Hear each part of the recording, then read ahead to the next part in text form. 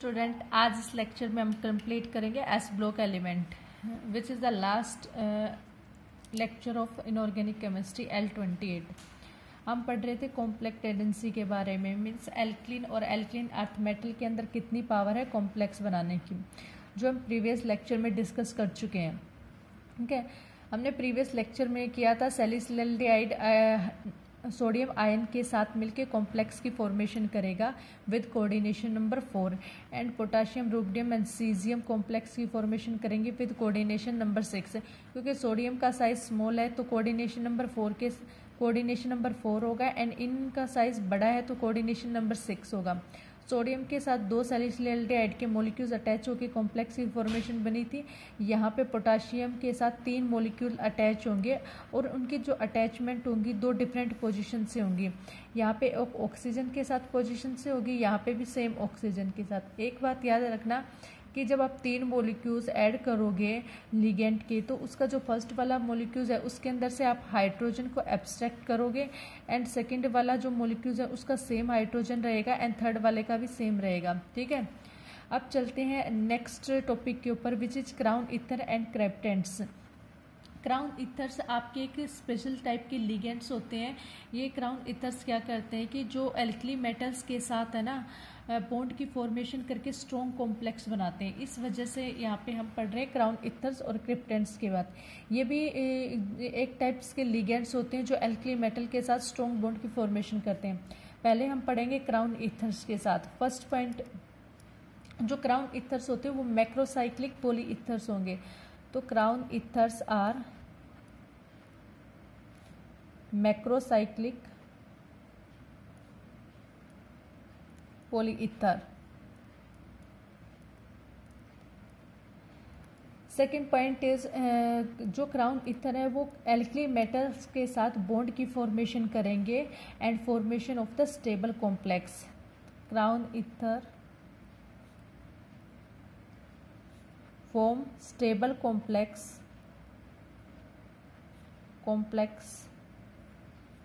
with alkali metals cation।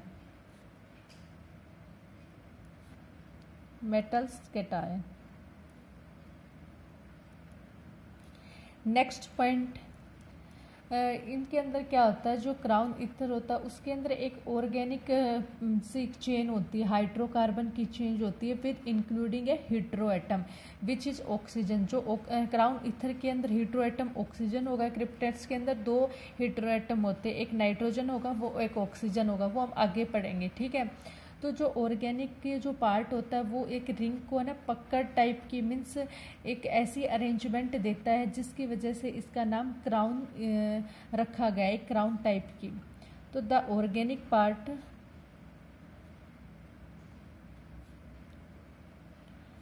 Of the molecules is पकड़ arrangement to पकड़ crown arrangement to the crown ethers ligands.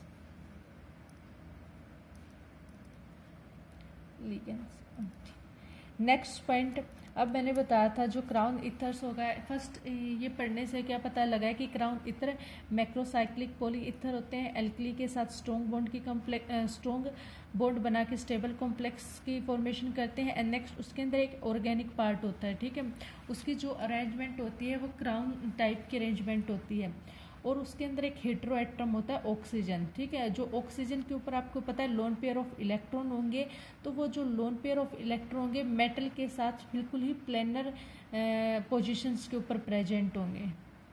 और जो आपका metal ions crown ether में present होता है वो एक सेंटर में कैविटी के अंदर प्रेजेंट होता है। तो next point, oxygen atom with lone pair of electron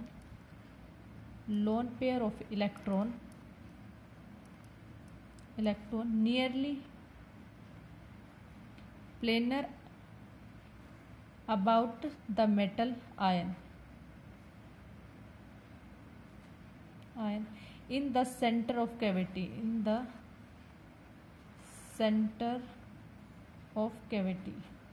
ठीक है।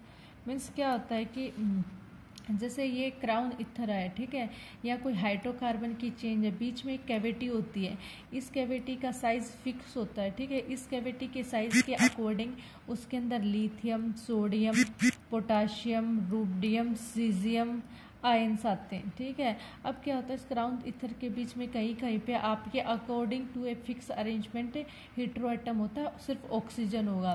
क्रिप्टेट्स के अंदर 2 हेटेरो एटम आते हैं which is nitrogen and oxygen.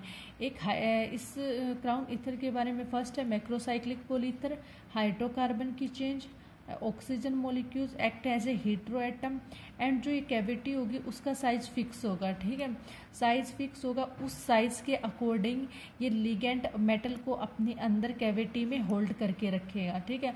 अगर मान लो इसका साइज सोडियम आयन के कंपेरेबल है तो उसके अंदर हम लिथियम आयन नहीं डाल सकते, लिथियम आयन के साथ वो कॉम्प्लेक्स की फॉर्मेशन नहीं करेगा क्योंकि लिथियम का साइज काफ़ी छोटा है तो उसका प्लेनर नहीं होगा। सेकंड, अब मान लो इसका साइज अगर इतना है कि सिर्फ सोडियम आए तो हम रुबियम को नहीं पुट करके कॉम्प्लेक्स की फॉर्मेशन कर सकते।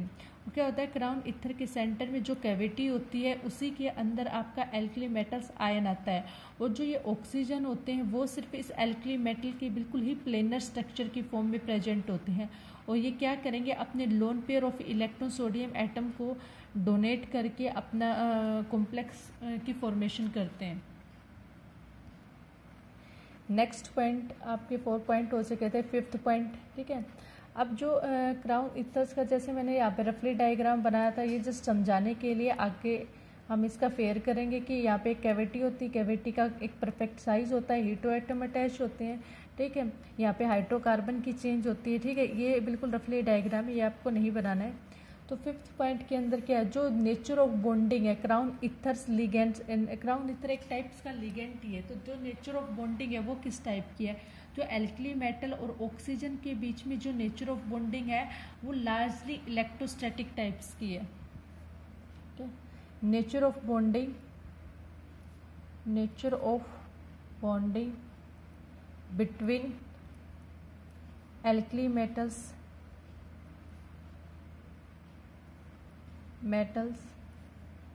and oxygen atom of the crown ether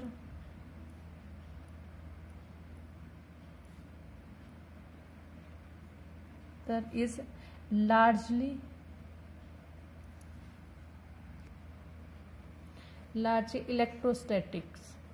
electrostatic कैसे होगी, ऑक्सीजन के पास लोन पेयर ऑफ इलेक्ट्रॉन है, सोडियम के पास पॉजिटिव चार्ज है, तो इनके बीच में अट्रैक्शन होगा, और अट्रैक्शन से जिस बॉन्ड की फॉर्मेशन होती है उसको इलेक्ट्रोस्टैटिक बोलते हैं। नेक्स्ट पॉइंट 6, अब क्या होता है, इन मेटल आयन और क्राउन इथर के बीच में एक इफेक्टिव इंट्रैक्शन होगी, ठीक है, वो कैसे कि जो क्राउन इथर लिगेंड है ना उनके बीच में कैविटी होती है, वो एक परफेक्ट साइज की कैविटी होती है जिसके अंदर मेटल को वो होल्ड करके बैठते हैं, ठीक है। तो the effective interaction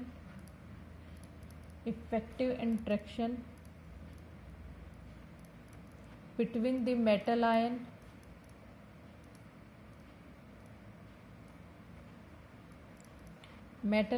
and the ligand crown ether a close fit between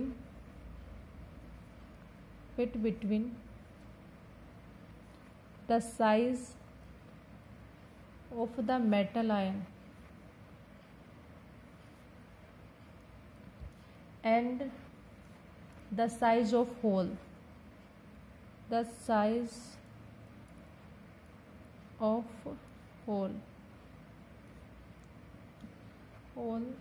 in the center of polyether। ये जो इथर होते हैं उनके सेंटर में कैविटी होती है और उनका साइज फिक्स होगा अकॉर्डिंग टू एल्कली मेटल्स, आप उनके रिएक्शन करा सकते हो, ठीक है।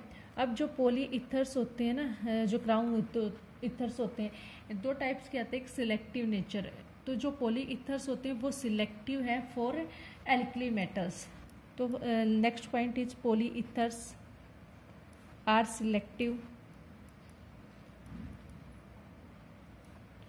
For alkali metals. मेटल्स, ठीक है।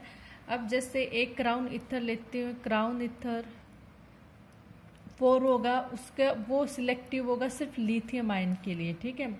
सेकंड है नेक्स्ट क्राउन इथर अगर 5th लूम है तो वो सिलेक्टिव होगा सिर्फ सोडियम आयन के लिए। क्राउन इथर 6 है, वो सिलेक्टिव होगा पोटाशियम आयन के लिए।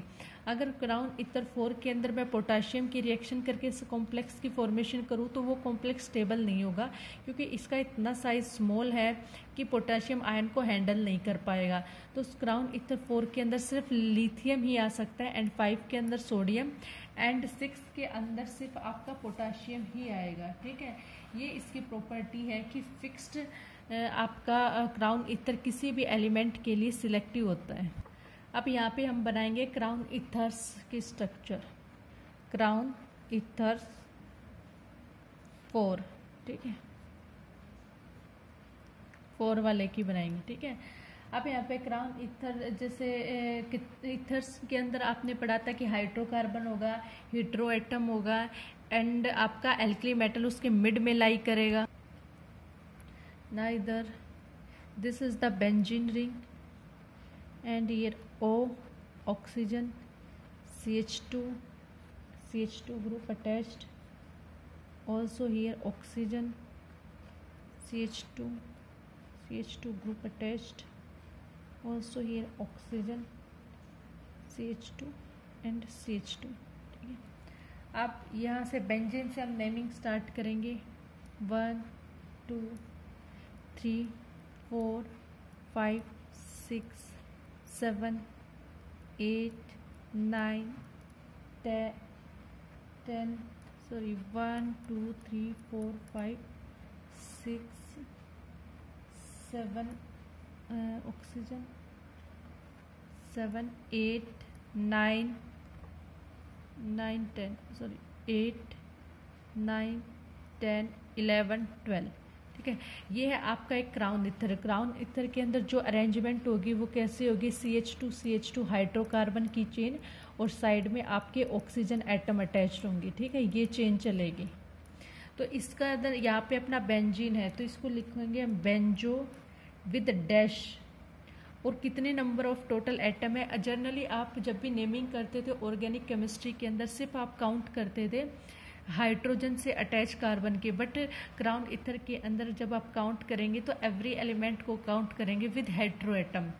तो बेंजो 12 क्राउन 4, ठीक है। अब ये जो 4 एटम है, फर्स्ट ऑफ ऑल बेंजीन थी, बेंजीन की ring total number of atom 12 थे तो 12, एंड यहाँ पे जो टोटल नंबर ऑफ एटम 12 तो total number of atom 4 crown and 4 number of oxygen को रिप्रेजेंट करेगा। Number of oxygen means number of hetero atom को रिप्रेजेंट करेगा। ये इसकी इस टाइप से नेमिंग थी, बेंजीन 12 क्राउन ये इथर्स थे and 4 number of oxygen atom. This is the ligand of crown, this is the ligand crown ether है, benzo 12 crown 4।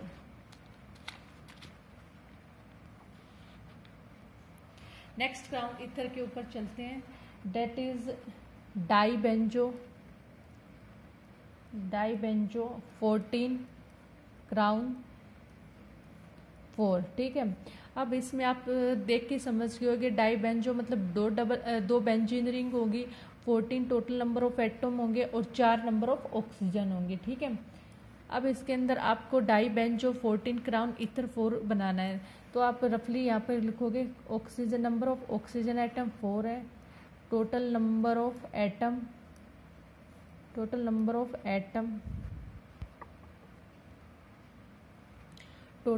Of atom in ligands, ठीक है, and here 2 benzene ring.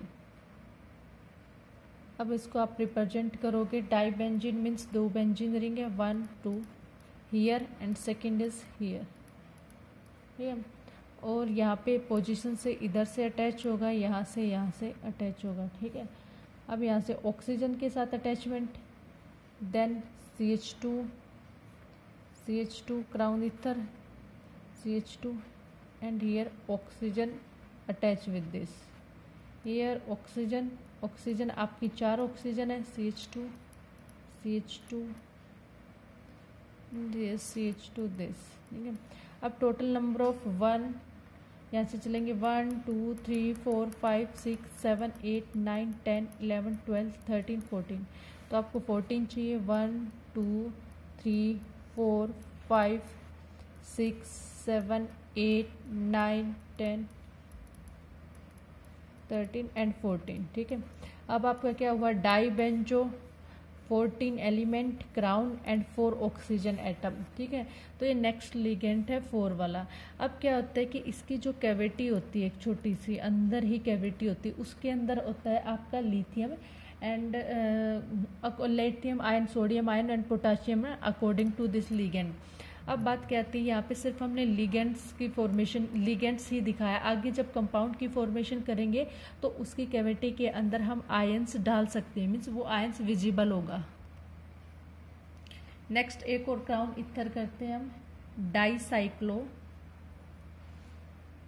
एक्जाइल 18 crown 6, ठीक है।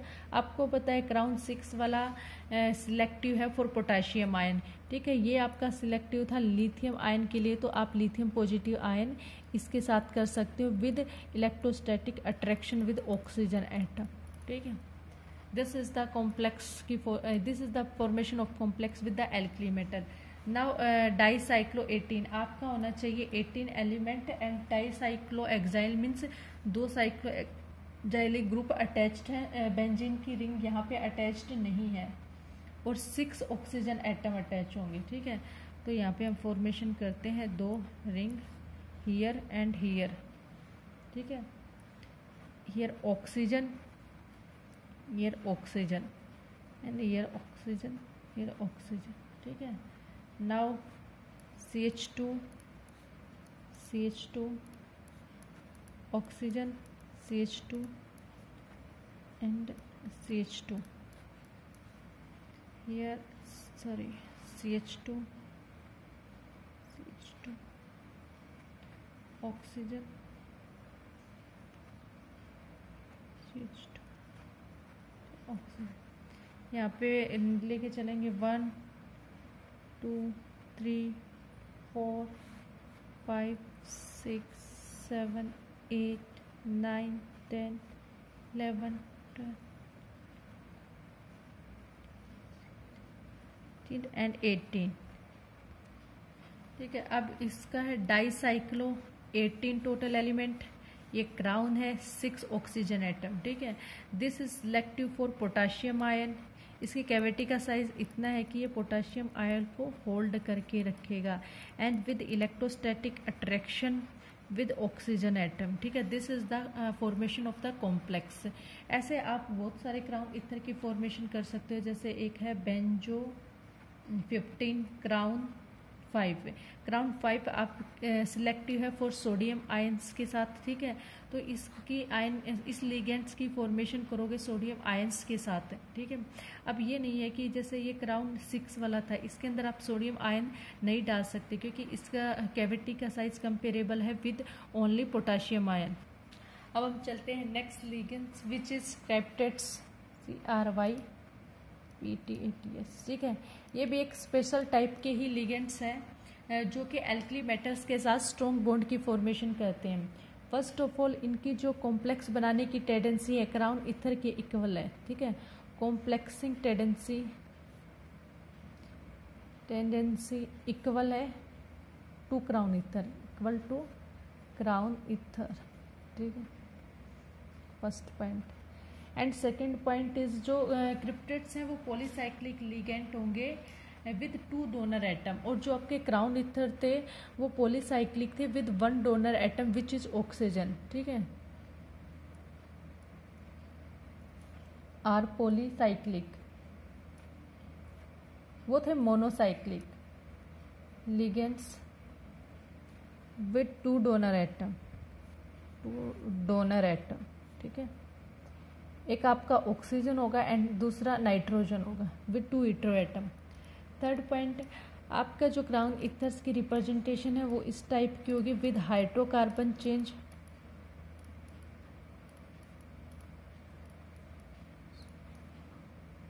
With nitrogen, ठीक है। 2 nitrogen atom, जितने number of nitrogen atom होंगे उतने नंबर ऑफ ऑक्सीजन एटम, ठीक है। इस टाइप की आपकी रिप्रेजेंटेशन होगी। नेक्स्ट, अब मैंने उसके अंदर बताया था कि जैसे आप कर रहे थे क्राउन इथर्स की, जब भी आप फॉर्मेशन कर रहे थे उसके अंदर आपको कॉम्प्लेक्स बना के दिखाया था कि पोटाशियम आयन ऑक्सीजन के साथ इलेक्ट्रोस्टैटिक फोर्स ऑफ अट्रैक्शन से जुड़ा होगा, ठीक है। इसके अंदर आप मेटल एटम को विजिबल शो कर सकते हो, मीन्स मैं कॉम्प्लेक्स की फॉर्मेशन दिखा सकती हूँ कि यहाँ पे आपका जो आयन है वो पोटाशियम है, लिथियम है, सोडियम है। बट क्रिप्टेट्स के अंदर इसके अंदर क्या होता है कि आपका जो मेटल आयन होता है वो हिडन होता है, मीन्स इसका मतलब ही, क्रिप्टेट्स का मतलब ही क्या होता है, वर्ड हिडन, ये ग्रीक से लिया गया है। मीन्स आपको इसके अंदर मेटल आयन को शो नहीं कर सकते, ये ग्रीक वर्ड है।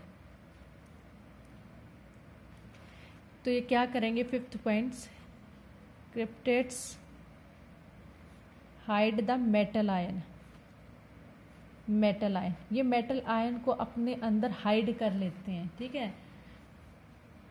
6th पॉइंट इज, जो क्रिप्टेट्स होते हैं ना वो मोर सिलेक्टिव एंड मोर, इनके पास पावर होती है कॉम्प्लेक्स एजेंट बनाने की कंपेयर टू क्राउन इथर। यहाँ पे ऊपर बताया गया था इक्वल टेंडेंसी, नॉट ऑल के लिए but for selective, are more selective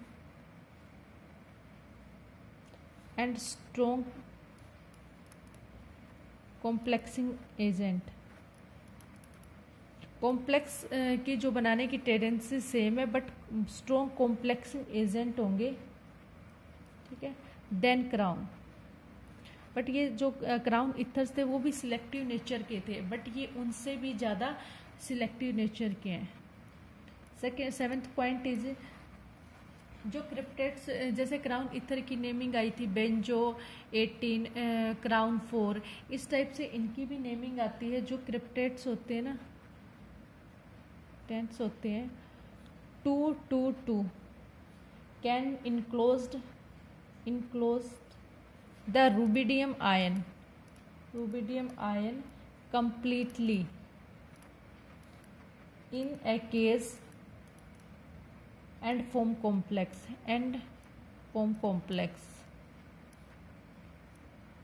जो आपका क्रिप्टेंट्स लिगेंट है वो 2 ये वाली नेमिंग वाला रूबिडियम आयन को अपने अंदर इनक्लोज करके कॉम्प्लेक्स की फॉर्मेशन करेगा। केज लाइक स्ट्रक्चर मीन्स उसको अपने अंदर हाइड कर लेगा।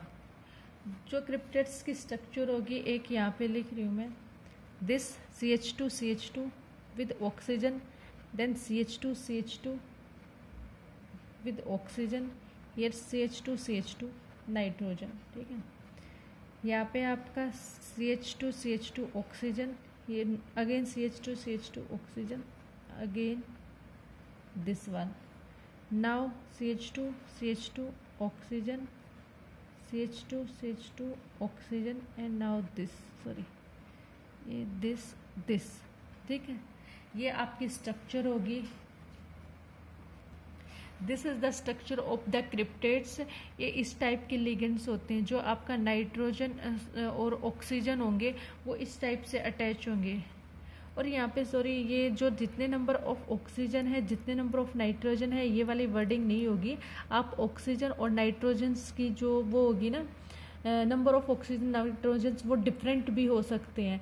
ये डिपेंड करता है कि वो क्रिप्टेट्स किस टाइप का है, किस मॉलिक्यूल्स को हैंडल करके रखता है। अगर वो मॉलिक्यूल्स बिग है तो उसके अंदर आपके number of hetero atoms according to their metal ion increase हो जाएगा। तो ये वाली स्टेटमेंट नहीं है। अब क्या होता है कि अब आपने इसकी जो स्ट्रक्चर देखी, उसके अंदर लॉन्ग हाइड्रोकार्बन चेंज होती है, लॉन्ग हाइड्रोकार्बन चेन, ठीक है। इसकी वजह से क्या होता है, ये ऑर्गेनिक सॉल्वेंट के अंदर सोल्यूबल होते हैं, ऑर्गेनिक सॉल्वेंट के अंदर सोल्यूबल होंगे। नेक्स्ट, अब आपने जैसे केमिस्ट्री के अंदर पढ़ा हुआ है कि सोडियम आयन क्या करता है, सोडियम आयन क्या करेगा लॉस ऑफ इलेक्ट्रॉन करके पॉजिटिव आयन बनेगा। आज तक आप यही पढ़ते आ रहे कि आपका sodium ion positive charge contain होता है, बट ये क्रिप्टेट्स के साथ सोडियम नेगेटिव आयन भी बना देता है, Na नेगेटिव, इसको बोलते हैं सोडाइड आयन, TIDE आयन, ठीक है, नेगेटिव आयन भी बना देता है। जिससे लेते हैं हम यहाँ क्रिप्टेट्स, ठीक है, लेंगे 2, इसको हम कोल्ड करेंगे सॉल्यूशन विद सोडियम, इसका कोल्ड सॉल्यूशन बनाएंगे, ठीक है, of sodium metal in ethylene diamine, ethylene amine, ठीक है, इसके साथ इसका कोल्ड सॉल्यूशन बनाएंगे। क्रिप्टेट्स का आप लोगे लिगेंड, उसके अंदर कोल्ड सॉल्यूशन, इथाइलिन अमीन के अंदर सोडियम मेटल का कोल्ड सॉल्यूशन मिला के इसके साथ इसके रिएक्शन करवाओगे। The reaction take place like this, 2 sodium ion with CH2O, CH2, this is the chain of hydrocarbon 3 and nitrogen, ठीक है, ये आपका हो गया cryptates ligand, in solution 3 nitrogen, ठीक है। अब फॉर्मेशन होगी आपकी Na, इसको आप मैं शॉर्ट फॉर्म में क्रिप्टेट्स भी लिख सकती हूँ, ठीक है, this with positive ion, positive charge and with negative sodium ion. तो यहाँ पे किस चीज़ की फॉर्मेशन हुई है, सोडियम नेगेटिव आयन की, जो कि बोलते हैं सोडाइड आयन।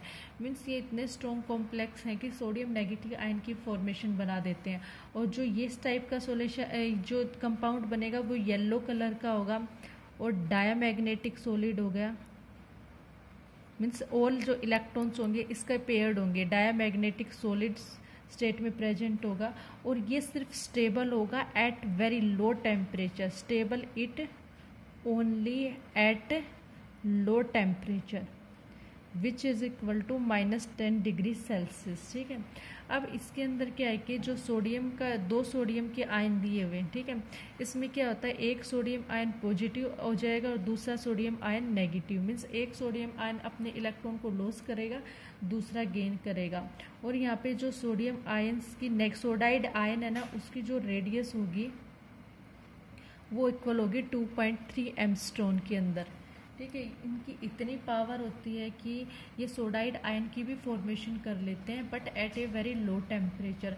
सेकंड, जो रुबिडियम के साथ वो कॉम्प्लेक्स की फॉर्मेशन करेगा with high coordination number which is 8 due to the size of the rubidium ion. मतलब जितना मेटल आयन का साइज बड़ा होगा उतनी ही स्ट्रॉन्ग कॉम्प्लेक्स की फॉर्मेशन करेगा। एंड नेक्स्ट में यहाँ पे हम कर देंगे डिफरेंस। आपने 2 टाइप के लिगेंड्स किए हैं, एक किया है क्राउन ईथर, सेकंड किया है क्रिप्टेट्स, ठीक है, या क्रिप्टेट्स लिगेंड्स। फर्स्ट डिफरेंस इज ये होते हैं पॉलीसाइक्लिक, सॉरी ये होंगे मोनोसाइक्लिक, ये होंगे पॉलीसाइक्लिक। सेकेंड, इसके अंदर होगा वन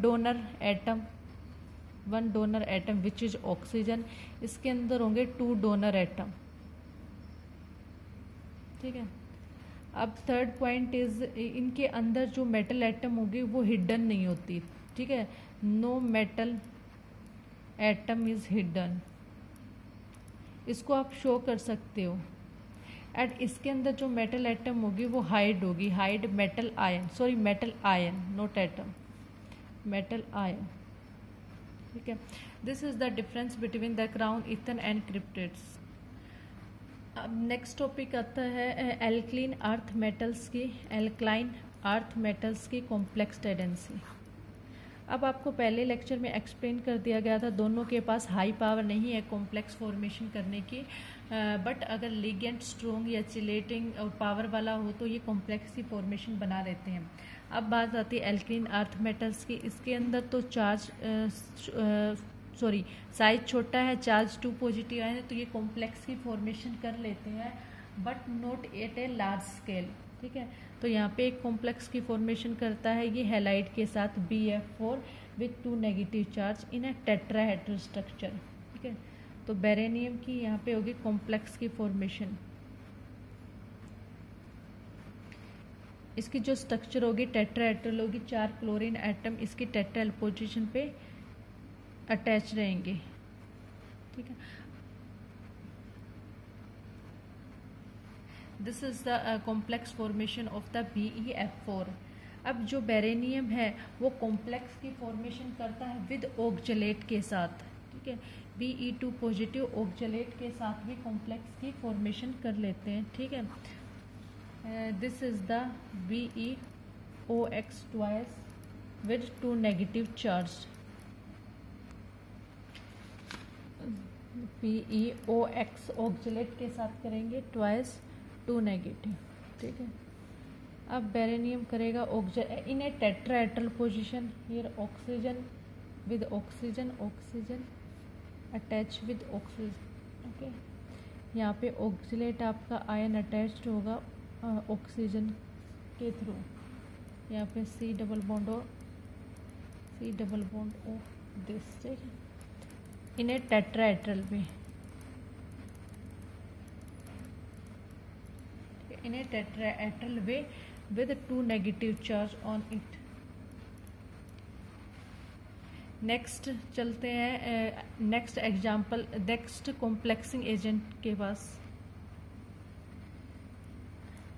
जब आप बेरियम हाइड्रोक्साइड को रिएक्ट करवाते हो एसिटिक एसिड के साथ, then the formation of the barium acetate takes place. ठीक है, फॉर्मेशन होगी बेरियम एसीटेट की which is Be4 oxygen with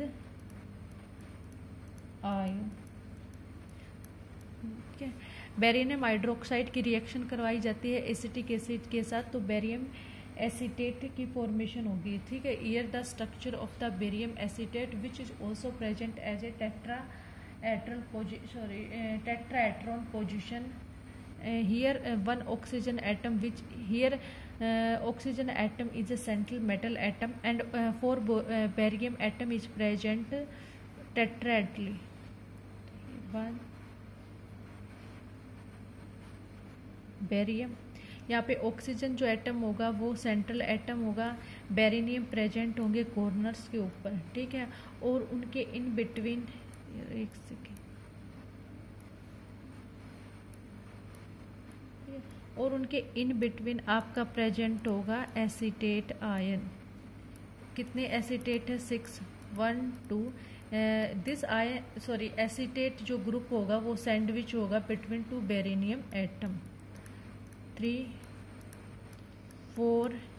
ठीक है, और एक आ जाता है यहाँ पे 5 एंड नेक्स्ट यहाँ पे 6। ठीक है, तो 6 acetate ion are sandwich between each 2 barium atom and oxygen is central atom and barium is present at the corner of the tetrahedron. This is the complex Be4 oxygen CH3 COO6। ठीक है, ये आपकी structure हो गई है basic barium acetate की। ना अब क्या होता है कि जैसे Be2 पॉजिटिव, नेक्स्ट आता है आपका Mg2 पॉजिटिव। ठीक है, अब जो आपका मैग्नीशियम आयन है इसकी कॉम्प्लेक्स बनाने की कैपेसिटी स्ट्रॉन्ग है but not compare to with और अदर पीरियोडिक टेबल एलिमेंट्स। ठीक है, अब इसका एक फेमस कॉम्प्लेक्स है जो कि मोस्ट स्टेबल है, जो कि नेचर के अंदर पाया जाता है, विच इज क्लोरोफिल। ये क्लोरोफिल आपको पता ही होता है कि प्लांट्स के अंदर पाया जाता है, और जो प्लांट्स होते हैं क्लोरोफिल और सनलाइट की प्रेजेंस में अपने लिए फूड की प्रिपरेशन करते हैं। जैसे नेचर से आप वो CO2 कार्बन डाइऑक्साइड लेते हैं with water in presence of the chlorophyll. Chlorophyll in sunlight, formation of the glucose C12 energy O6 ठीक है, कि इसकी प्रेजेंस के अंदर ये इसकी फॉर्मेशन करेंगे। अब क्लोरोफिल की जो स्ट्रक्चर होती है ना, वो हाइड्रोकार्बन की लॉन्ग स्ट्रक्चर होगी और उसके अंदर मैग्नीशियम आयन प्रेजेंट होगा इन +2 ऑक्सीडेशन स्टेट के अंदर। आपने देखा होगा कि प्लांट्स की जो लीव्स होती हैं वो ग्रीन कलर की होती हैं और वो कुछ टाइम के बाद येलो कलर की हो जाती है, तो उसके अंदर मैग्नीशियम आयंस की कमी हो जाती है। ठीक है, तो इस वजह से उनके अंदर फर्टिलाइजर डाली जाती है क्योंकि मैग्नीशियम आयन की कमी पूरी हो। और अगर आप उसके अंदर मैग्नीशियम आयन कंसनट्रेटेड फर्टिलाइजर डाल देते हो तो उसकी जो लीव्स होती हैं अगेन ग्रीन होनी स्टार्ट हो जाती है। क्लोरोफिल का जो स्ट्रक्चर है बस magnesium 2 positive ion contain in chlorophyll.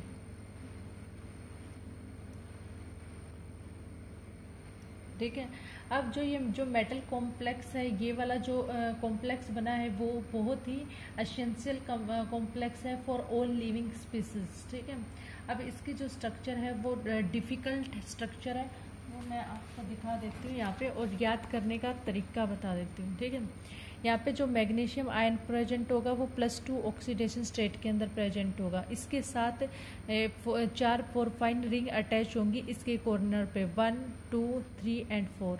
इसको मैं लिखती हूँ 1 एंड इसको लिखूँगी 2 एंड इसको 3 और यहाँ पे 4। ठीक है, अब एक सेकेंड, क्लोरोफिल रिंग, यहाँ पे मैग्नीशियम आयन प्रेजेंट होगा +2 ऑक्सीडेशन स्टेट। वैसे ये एग्जाम के अंदर आता नहीं है बट सिलेबस के अंदर दिया हुआ है तो आप करोगे। यहाँ पे आपका मैग्नीशियम आयन प्रेजेंट होगा विद +2 ऑक्सीडेशन स्टेट। यहाँ पे 4 रिंग होती है, इनको आप बोलोगे 4 ring with nitrogen hetero atom. ठीक है, यहाँ पे नाइट्रोजन हीट्रो एटम के साथ 4 रिंग प्रेजेंट है with 1 double bond and second this double bond is present at this position. Second इधर आपकी एक 4 रिंग प्रेजेंट होगी, दिस इज ए पेन, ये 5 मेंबर्ड रिंग होगी। ठीक है, यहाँ पे एक रिंग प्रेजेंट हैगी एंड ऑल्सो यहाँ पे एक रिंग प्रेजेंट होगी with containing here nitrogen atom, here nitrogen atom 1, 2, 3 and 4। ठीक है, ये आपके नाइट्रोजन एक 1 4 ring, second, third and 4, 4 4 ring हो जाती हैं। ठीक है, ये डबल बॉन्ड हियर एंड ये double bond here. Second, now अब आप ध्यान रखोगे कि फर्स्ट के अंदर 2 डबल बॉन्ड है, सेकंड के अंदर 2 डबल बॉन्ड है, बट जो थर्ड आपकी रिंग है इसके अंदर कोई डबल बॉन्ड नहीं है। सेकंड जो 4th वाली रिंग होगी उसके अंदर 1 डबल बॉन्ड होगा। ओके, अब यहाँ पे जो R ग्रुप अटैच्ड होंगे वो डिफरेंट, यहाँ पे सारे R ग्रुप अटैच्ड है कॉर्नर ऑफ द 4 रिंग। आप एक बात नोटिस करना, इस चारों रिंग के ऊपर एक पोजीशन पे CH3 ग्रुप अटैच्ड है with CH3 group and with CH3 group and here also CH3 group। Second position पे यहाँ पे आपका अटैच होगा C2H5 एंड here अटैच होगा CH double bond CH2 group. Now अब चलेंगे यहाँ पे आपका अटैच है CH2 and COO C20H39 group. ठीक है, अब ये आपका हो गया मोटी मोटी स्ट्रक्चर। ना आपको अटैचमेंट देखनी, अब एक अटैचमेंट आप देखोगे जितनी भी यहाँ से नाइट्रोजन के साथ अटैचमेंट हो रखी है वो via double bond CH group के ही हो रखी है। जैसे मैं यहाँ पे देखूंगी तो double bond CH with attach with this atom. ठीक है, अब यहाँ पे देखना है तो यहाँ पे double bond CH with attachment of this. ठीक है, अब स्ट्रक्चर को याद करने का तरीका बता रही हूँ, आप ढंग से 4-5 बार प्रैक्टिस करोगे तो आ जाएगा। यहाँ पे double bond CH with attachment of this. ठीक है, नाउ अब हम चलेंगे इस वाली पोजीशन के ऊपर। आप यहाँ देखोगे डबल बॉन्ड सेम C और जो H की पोजीशन है वहाँ पे H ना आकर के यहाँ पे ग्रुप आया है CH COO CH3। ठीक है, और इसके साथ आपका जो अटैच था C double bond this with this and this. ठीक है, ये एक पेंटागोनल रिंग बन गई है। और जो नाइट्रोजन एटम होगा अपने लोन पेयर ऑफ इलेक्ट्रॉन के साथ इसके साथ बॉन्ड की फॉर्मेशन करेगा, और इसके अंदर दो जो नाइट्रोजन एटम होंगे साइमल्टेनियसली अपने lone pair of electron donate करेंगे, बाकी के रिंग के अंदर डोनेट करते हैं। ठीक है, this is the ring of the chlorophyll which contain Mg2 positive ion. वैसे सिलेबस के अंदर नहीं आता है बट आप प्रैक्टिस कर लेना। मैग्नीशियम आयन लिखोगे, साइड में पोरफिन रिंग लिखोगे। पोरफिन में याद रखना 1 2 के अंदर 2 डबल बॉन्ड कंटेन करेंगे एंड थर्ड वाली रिंग के अंदर कोई भी डबल बॉन्ड नहीं है, फोर्थ वाली के अंदर एक डबल बॉन्ड होगा। देन उनके कॉर्नर्स के ऊपर R ग्रुप प्लेस करोगे, एक के चारों कॉर्नर्स पे CH3 ग्रुप कॉमन है, here CH3, here also CH3 and here CH3 and here also CH3। Then second वाले पे C2H5, here also C2 sorry CH double bond CH2, यहाँ पे CH2 CH3 होगा एंड देन यहाँ पे CH2 CH2, ये एक लॉन्ग ग्रुप है, आप इसको को ये याद करना पड़ेगा। CH2 ग्रुप एंड इसको जनरली R ग्रुप बोला जाता है, हम ऐसे भी लिख सकते हैं R1 2 3 4, हियर R1। ठीक है, और ये वाली पोजिशन एंड जो इनकी जो ब्रिजिंग अटैच्ड है वो डबल बॉन्ड CH से अटैच है। चारों तरफ ये करोगे, फिर ये वाला पॉइंट याद रखना पड़ेगा। ठीक है, this is the structure of the chlorophyll and it is the natural complex of the Mg2 positive ion, जो कि आपका Mg2 एल्कलीन अर्थ मेटल्स के इसके पास पावर है कॉम्प्लेक्स बनाने की, और एक नेचुरल आपका एक आयन है जो कि कॉम्प्लेक्स की फॉर्मेशन कर रहा है।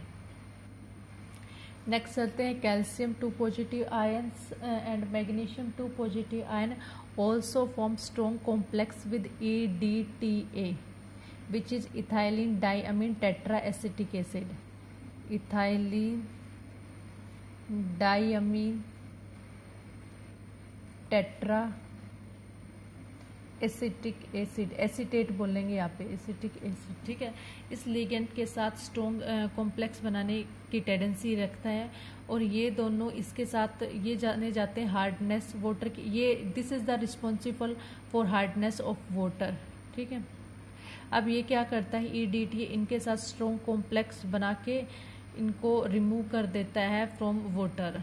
Okay, ethylene diamine tetra acetic acid ये क्या करेगा, हेक्साडेंडेंट लिगेंड है, हेक्साडेंडेंट लिगेंड। इसके अंदर 4 ऑक्सीजन एटम होंगे इलेक्ट्रॉन्स को डोनेट करने के लिए एंड 2 नाइट्रोजन एटम होंगे फॉर इलेक्ट्रॉन डोनेशन। ठीक है, आप ये करेंगे ये करेंगे कैल्शियम एंड मैग्नीशियम आयन के साथ कॉम्प्लेक्स की फॉर्मेशन। जो EDTA की सोडियम साल्ट ऑफ EDTA होता है, सोडियम साल्ट ऑफ EDTA वो होता है soluble in water, soluble in water. But अगर जो प्योर EDTA होगा वो इनसोल्यूबल होगा, इनसोल्यूबल। ठीक है, now here the structure of EDTA, nitrogen 2 donor atom है, nitrogen and oxygen, here acetate CH3 CHNA, here sodium salt है ऑफ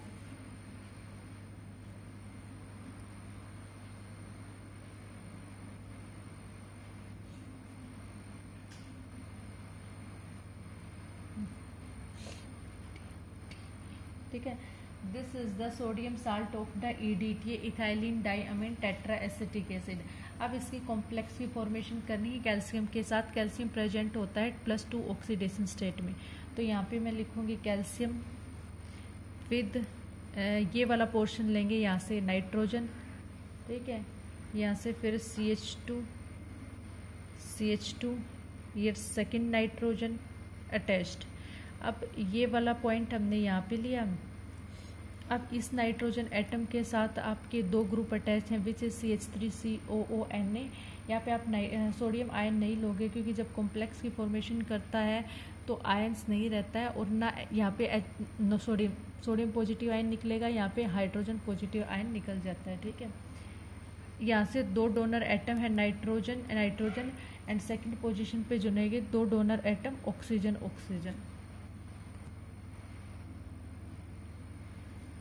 CH2 अब ये नाइट्रोजन का ये वाला पॉइंट यहाँ से अटैच था, अब यहाँ पे अटैच करेंगे CH2 here and C double bond O और फिर ऑक्सीजन, और इस ऑक्सीजन से ही होगा ये अटैच्ड। अब से इसी नाइट्रोजन एटम से कितने बॉन्ड हो गए हैं, 1 2 3, और सेम ये फिर अटैच्ड होगा, इन्हें कॉम्प्लेक्स फॉर्मेशन बनाता है 3 बॉन्ड की फॉर्मेशन। बट यहाँ पे ये एज ए डोनर वर्क कर रहा है, तो C double bond O and here oxygen attach with this, ठीक है। सेम यहाँ से निकालेंगे CH2 C double bond O, यहाँ पे oxygen formation of bond this, then CH2 C double bond O here oxygen formation of bond this, ठीक है। आप एक परफेक्ट स्ट्रक्चर की फॉर्म में कर लेना, बट आप ये याद रखना कि यहाँ से आप कैल्शियम आयन है 2 पॉजिटिव आयन, चलो हाँ ठीक, ये यहाँ से ये नाइट्रोजन ये वाली पोजीशन उठाई, here CH2 attach, now nitrogen के साथ CH2 अटैच था, फिर 2 ऑक्सीजन है means C double bond O वाला अटैच था, जो लास्ट वाला ऑक्सीजन है उसकी कैल्शियम के साथ bonding, then same again second वाला जो नाइट्रोजन एटम उसकी कैल्शियम के साथ बॉन्डिंग, हियर नाइट्रोजन के साथ 2 ग्रुप अटैच है, यहाँ पे ऑक्सीजन के साथ बॉन्डिंग, मीन्स जो कैल्शियम आयन है वो 4 टाइप से, तो 4 तरफ से तो ऑक्सीजन जो आपके एसीटेट का जो आयन है उसके ऑक्सीजन के साथ अटैच्ड है, एंड 2 टाइप से नाइट्रोजन के साथ, यहाँ नाइट्रोजन एंड ऑक्सीजन, ये इसका रफली डायग्राम है, ऐसे अटैच्ड होगा। तो these are the complexing tendency of alkaline earth metals.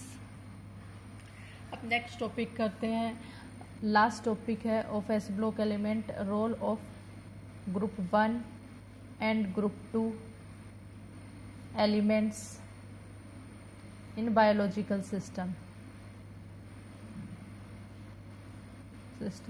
आपके जो ग्रुप 1 एंड 2 के एलिमेंट्स हैं उनका बायोलॉजिकल में क्या रोल है, ठीक है।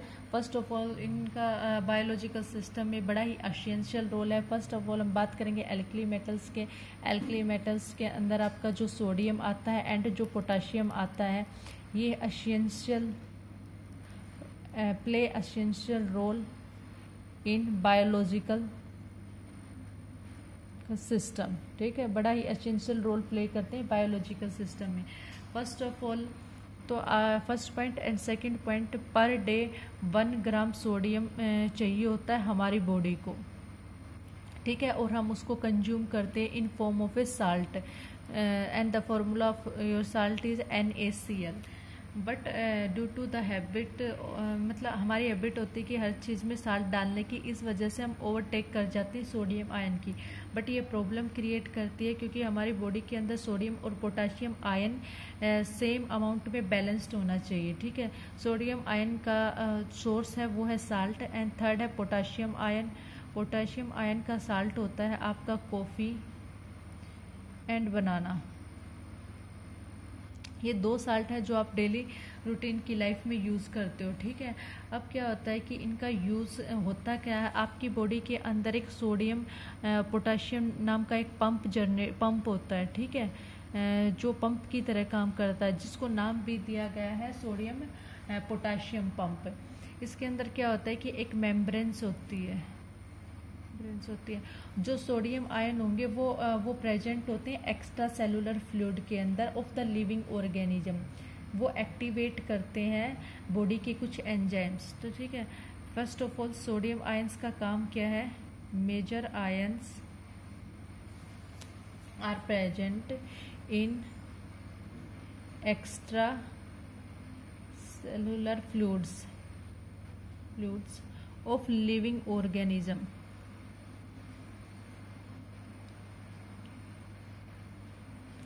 which activate the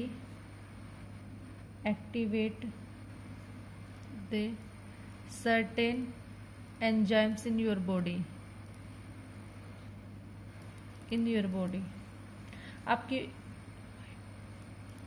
आपकी बॉडी के अंदर कुछ एंजाइम्स होते हैं जिनको ये एक्टिवेट करते हैं, ठीक है। अब जो सोडियम आयन प्रेजेंट होते हैं वो out of the cytoplasm present होते हैं, out of cytoplasm cytoplasm present होते हैं, और जो पोटाशियम आयन प्रेजेंट होंगे इन द साइटोप्लाज्म प्रेजेंट होंगे। ठीक है, अब क्या होता है, इन आयंस का ट्रांसफर होता है, जैसे कि मैंने आपको बताया था कि एक मेम्ब्रेन्स होती है। ठीक है, मेम्ब्रेन्स में चार जो आपके सोडियम आयंस होंगे वो आउट ऑफ साइटोप्लाज्म प्रेजेंट होंगे। ठीक है, सोडियम आयंस, एंड जो पोटाशियम होंगे वो इन प्लाज्मा, ठीक है, प्रेजेंट होंगे। अब क्या करेंगे, इस मेम्ब्रेन्स के अंदर छोटे छोटे पोरस होते हैं। ठीक है, इनके पास कैपेबिलिटी होती है कि अंदर बाहर मूव करने की। अब सोडियम आयन अंदर जाएंगे, पोटाशियम आयन बाहर जाएंगे, तो एक ऐसे पंपिंग होती है, आयंस का ट्रांसफर होता है, तो इन दोनों की कंसंट्रेशन बैलेंस्ड होनी चाहिए। ठीक है, अब ये पंपिंग की वजह से 3 सोडियम आयन बाहर निकले, 2 पोटाशियम आयन अंदर गए। इसके अंदर 3 सोडियम आयन होते हैं जो आउट ऑफ साइटोप्लाज्म प्रेजेंट है, वो कभी अंदर जाते हैं बाहर निकलते हैं। 2 पोटाशियम आयन है, और चार्ज को बैलेंस करने के लिए एक हाइड्रोजन आयन प्रेजेंट होता है। ठीक है, तो ये sodium ions and potassium ion का ट्रांसपोर्ट होता रहता है वाया ए मेम्ब्रेन्स। उसके अंदर क्या होते हैं, छोटे छोटे पोरस होते हैं, जिसकी कैविटी का साइज इतना होता है कि सोडियम और पोटाशियम आयन ईजिली ट्रांसपोर्ट कर सके, और इसी ट्रांसपोर्ट ऑफ आयन को, इसी पंपिंग को हम बोलते हैं सोडियम पोटाशियम पंपिंग। ठीक है, अब क्या होता है कि जब ये पंपिंग होती है सोडियम पोटाशियम पंप, अगर मान लो कि हम सोडियम की इंटेक ज़्यादा कर लें तो पोटाशियम इम्बैलेंस हो जाता है। ठीक है, जितने भी सोडियम आयन है वो तो आउट ऑफ साइटोप्लाज्म चले जाते हैं, तो पोटाशियम आयन की कंसंट्रेशन कम होती है, तो उसको कंसंट्रेशन कम होगी तो उसकी प्रेजेंस कम होगी, तो बॉडी के अंदर दिक्कतें स्टार्ट हो जाती हैं। जैसे फॉर एग्जांपल जो बीपी का पेशेंट होता है, ठीक है, उसको हाई बीपी पेशेंट वाले को हाई क्या किया जाता है कि लो सोल्ट देने की एडवाइस दी जाती है कि आप सोल्ट की अमाउंट कम करें, क्योंकि ये लो ब्लड प्रेशर और हाई ब्लड प्रेशर इस पंपिंग के ऊपर भी डिपेंड होता है। जिसका लो ब्लड प्रेशर होता है उसको कॉफ़ी पीने की एडवाइस दी जाती है, क्योंकि अगर आपका सोडियम पोटेशियम पंप बैलेंस नहीं होगा तो ब्लड प्रेशर के अंदर इफेक्ट पड़ेगा। अब सेकंड क्या होता है कि जो कंसंट्रेशन होती है पोटेशियम आयंस के एनिमल सेल के अंदर होगी, the concentration of potassium ion in animals 0.15 normal, and sodium ion की कंसंट्रेशन होती है 0.01। अब बॉडी के अंदर जो फ्लूइड होता है उसके अंदर सोडियम की कंसंट्रेशन होगी 0.15 मोलर, एंड पोटाशियम की बहुत ही लो कंसंट्रेशन होती है विच इज़ 0.03 m। अब क्या होता है कि जो ये ट्रांसपोर्ट होता है सोडियम पोटाशियम आयंस का, इसके लिए एक एनर्जी चाहिए होती है, तो वो एनर्जी कहाँ से मिलती है, आपकी बॉडी के अंदर ATP होता है, एडिनोसिन ट्राइफॉस्फेट। ठीक है, इसकी जब हाइड्रोलिसिस होती है 1 ATP मोलिक्यूल्स की, तो वो ADP में कन्वर्ट हो जाता है, एडिनोसिन डाइफॉस्फेट, और with releasing of A amount of energy. जब 1 ATP मोलिक्यूल्स ADP के अंदर कन्वर्ट होता है और अमाउंट ऑफ एनर्जी निकलती है, तो ये एनर्जी रिस्पॉन्सिबल है सोडियम पोटाशियम पंप के ट्रांसपोर्ट के लिए। नेक्स्ट पॉइंट, अब क्या होता है कि इस मेम्ब्रेन्स के थ्रू ट्रांसपोर्ट होगा सोडियम एंड पोटाशियम आयंस का, तो उसकी वजह से आयंस के ट्रांसपोर्ट होने की वजह से, जैसा आपने इलेक्ट्रोकेमिस्ट्री के अंदर पढ़ा है कि एक पोटेंशियल डिफरेंस जनरेट हो जाता है। ठीक है, और वो जो पोटेंशियल डिफरेंस जनरेट होगा वो एक इलेक्ट्रिकल पोटेंशियल की फॉर्म में रिस्पॉन्सिबल होगा सारे मसल्स और सेल्स के फंक्शन करने के लिए। ठीक है, तो लिखेंगे the differences in the total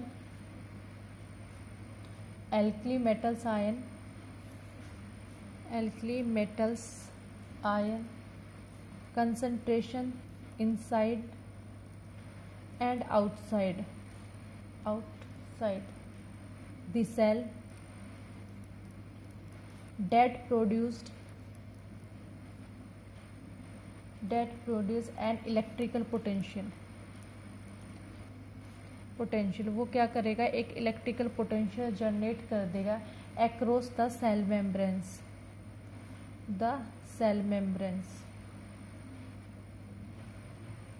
across the. तो this electrical potential potential is responsible for functioning